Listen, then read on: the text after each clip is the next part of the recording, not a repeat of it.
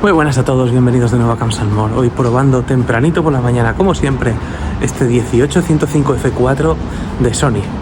Me está encantando. Quédate y te cuento. Y es que este viejo moderno fue lanzado por allá de 2014 y no aparenta tener 10 años ya. ¿Es de verdad una navaja suiza? ¿Es lo suficientemente bueno? Y déjame que te cuente un poco de sus características principales, empezando en este caso por el rango focal, que tenemos de un 18 mm a un 105, es decir, de un gran angular a un telefoto, equivalente en full frame a 27-157, porque sí, chicos, este objetivo es para APS-C. Esto te sirve tanto para un paisaje épico como para un retrato bien apretadito.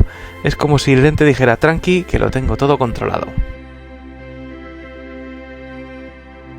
Tenemos una apertura de f4 a lo largo de todo el rango focal, lo que significa que tu cámara no va a jugar al escondite con la luz mientras haces zoom, crucial para vídeos profesionales y fotos sin sobresaltos. Quizás podríamos pensar que un paso de luz, ese f2.8 que tienen otros objetivos, sería mucho mejor, pero en realidad tenemos un rango focal muy amplio de 18 a 105 y ese f4 es lo lógico que podemos esperar y además nos da un bonito bokeh, o sea que disfrútalo igual. 16 elementos en 12 grupos con lentes asféricas y ED, Extra Low Dispersion, vamos, un gimnasio óptico completo para reducir aberraciones y mejorar la nitidez dentro del cuerpo de tu objetivo.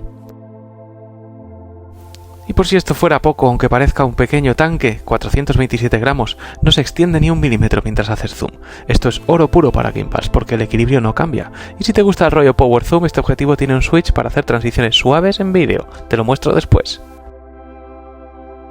Y en cuanto al autofocus, es rápido y silencioso, perfecto si grabas sin querer parecer un helicóptero aterrizando. Y la estabilización, o OSS, te da hasta 2-3 pasos extra para disparar como un ninja con poca luz.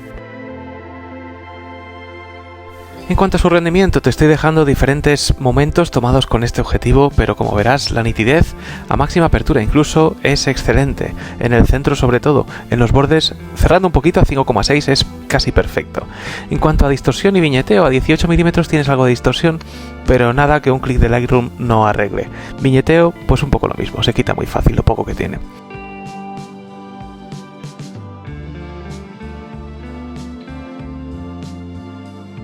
En cuanto a su competencia, podrías encontrar, por ejemplo, en terceras marcas el Tamron 1770 f2.8, que te da mayor apertura y mejor nitidez, pero menor rango focal, bastante menor. El Sony 1670 f4, por su parte, es más compacto, pero casi el doble de caro, y las reviews que he visto, porque no lo he podido probar, no son tan buenas como esperaba. Por estos motivos, e incluido su precio, para mí este se ha convertido en uno de los objetivos principales para ser válido para todo. En mi caso, este objetivo yo lo he conseguido a través de la gente de mpb.com, que os voy a dejar aquí algún vídeo y os voy a dejar un link en la descripción con algún descuento y alguna cosa porque van a estar patrocinando este vídeo. Ojo que la tercera vez que compro a través de esta web, lo primero que compré fue la Nikon D90, después la Nikon D300 y la verdad que estoy súper satisfecho y por eso no tengo miedo a contaros que funcionan francamente bien, o por lo menos así ha sido conmigo. Se trata sin duda de una gran opción para comprar de segunda mano objetos que son todavía modernos y útiles hoy en día. Échale un vistazo y verás la diferencia entre comprar esto y comprar nuevo. Es brutal. Y déjame que te cuente un poquito más de la lente, esta vez por fuera, como hacemos siempre con todos los cacharrillos que pasan por el canal. Y en este caso tenemos por el lado izquierdo este indicativo de la Sony G Lens y tenemos este toggle para el Power Zoom. Es un zoom electrónico. En ningún caso se va a manejar mecánicamente y tienes varias maneras de manejarlo. Tienes este toggle aquí, tienes el anillo del zoom, este sería el anillo del enfoque manual y a continuación, si tu cámara tiene el toggle también del zoom aquí al lado del botón de obturación, puedes utilizarlo perfectamente igual que con tu objetivo de kit porque funciona electrónicamente, es lo que tiene. Por la parte superior nos está indicando 18-105 el rango focal y 4 que es la apertura máxima y constante de este objetivo. Si nos vamos a la parte derecha encontramos el logotipo de Sony y por la parte de abajo encontramos lo que es toda la nomenclatura, número de serie y certificaciones, lo típico en este caso. Tenemos un lens hood que es bastante prominente y una óptica frontal que tiene 72 milímetros de diámetro, por si quieres colocarle un filtrito, y que tiene muy buena pinta. es un pedazo de cristal. Siempre que encendemos la cámara, el objetivo se coloca automáticamente en 18 milímetros y luego, como ves, las ópticas son las que se mueven por dentro, no hay nada que salga, lo cual es fantástico, como hemos comentado, para vídeo, para evitar peso extra en el frontal del objetivo cuando estamos con la cámara, por ejemplo, colocada en un gimbal.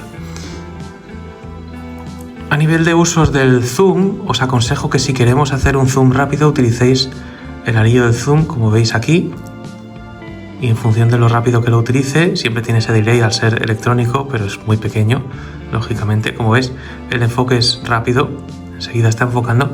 Si queremos, por ejemplo, si estamos grabando vídeo, podemos utilizar el toggle del lateral para tener algo más preciso y siempre a la misma velocidad. Y también podemos utilizar el de aquí arriba, que como ves, podemos configurar a velocidades más o menos rápidas, lo cual también es ideal para vídeo, para hacer una toma con un zoom motorizado y bien controlado.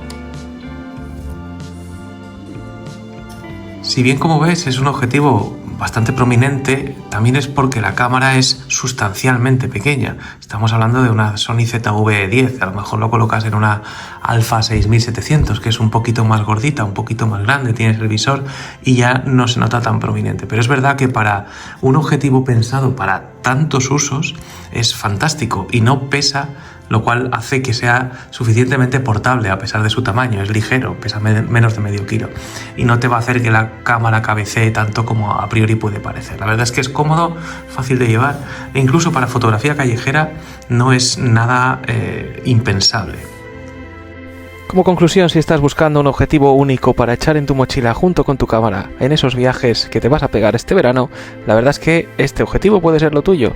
Es ideal para vídeo, ideal para foto, es un poquito grande si me apuras, pero funciona francamente bien y la verdad es que te hace no ir cargado con varias ópticas. La calidad óptica está fuera de toda duda, como puedes estar viendo, así que poco más que añadir.